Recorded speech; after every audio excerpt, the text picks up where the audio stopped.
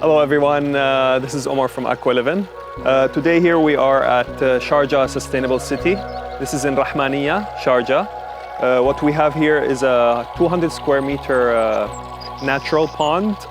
We built this almost 1 year ago, and it took us almost 2 months to build here. So we cooperated with Sharjah Sustainable City to create this nice, sustainable, natural pond. When we were contacted by Sharjah Sustainable City, they wanted something that will fit their requirements, which is a sustainable eco-pond. One of the requirements of Sustainable City is to use the recycled water, or like the TSE water. So our ponds really fit that requirement because we have the right filtration to make sure that the water is clear and clean and healthy for the fish and for the plants. Another thing that we can take advantage of is you can use this water to also irrigate vegetables and fruits. So that's also one of the requirements of Sustainable City, is to create these planting pods for the community where they can plant their own vegetables and fruits. So this water can really be utilized for that purpose. When we were contacted by Sustainable City, we started this project with them during the development of the community.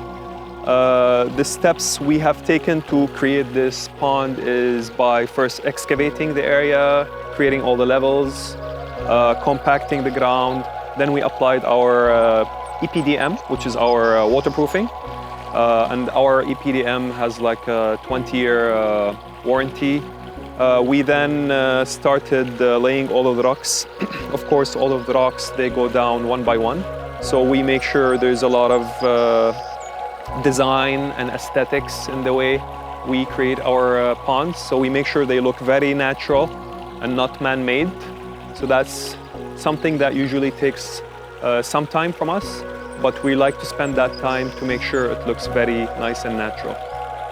And then the next step was to, once we have done all the rock work, the next step would be to apply the finishing. So whether it is gravel in the base of the pond or it's white quartz, which kind of mimics natural sand.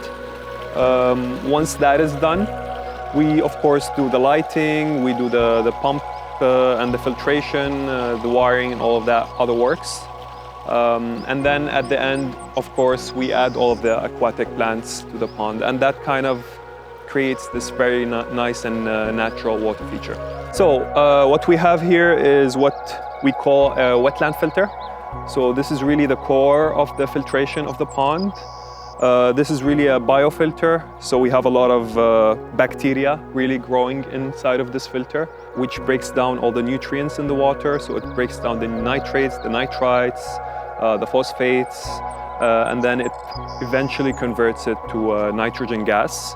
So really, this is the core of the filtration. We believe that there's no other solution that can be as effective as this filtration. One of the advantages of it is that it can really be scaled up.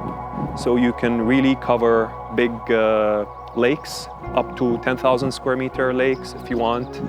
These wetland filters usually take space from the lake itself, and it's usually between 15 to 20% of the lake size, of the lake area. They are really scalable, and another advantage of them is that you do not require a pump room in our lakes. So the pumps and the filters are all built in with the lake, and they are really nice and aesthetic, and they are part of the water feature itself. The way the wetland filter works is basically we have this big pit, and we have our filters in the bottom, and we have different layers of rocks and aggregate inside of this pit.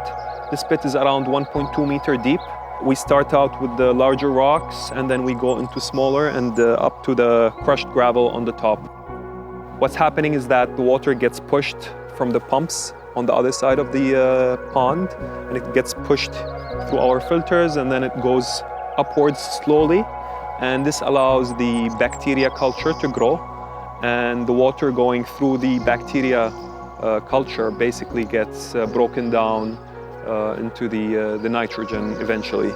As it goes up, it then flows back through the waterfall and the stream back to the pond. And this is where we have the circulation of the water. So it's basically getting pushed up from here, going all the way to the end of the lake, where we have our skimmer and the intake bay to take in the water and push it back. The circulation of the water is usually between 3 to 4 hours. So every 3 to 4 hours, we basically circulate all of the water volume of the lake. So another advantage of the wetland filters is the fact that you don't have to backflush it every day.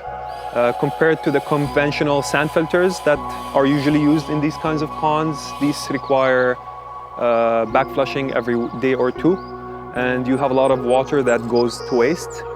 In our wetland filters, it's backflushed every 1.5 years, roughly speaking. And we basically empty the wetland filter. We dump a lot of water from the top, backflush it. We have an access for it where we drop down a submersible pump. And the water that is backflushed is actually full of nutrients, and we use it for irrigation around the area. So none of the water is really wasted in our lakes. We use different aquatic plants, marginal plants, floating plants, ground cover plants in our ponds and lakes. Some of them are, obviously the water lilies are very popular, so they are nice floating plants. We also use ground cover, like the gola is one of them. And one nice thing about the gola is that it's actually used in East Asia for creating smoothies, so it's actually, you can consume it. We also use the umbrella papyrus, which is the one here behind me. These are nice marginal plants, so they create nice coverage on the edges of the lakes. So we use also canna, we use the parrotbeak as marginal plants as well. There's a lot of options. We really install them as per the design to make sure they are nicely fitting and so that the lake looks very natural.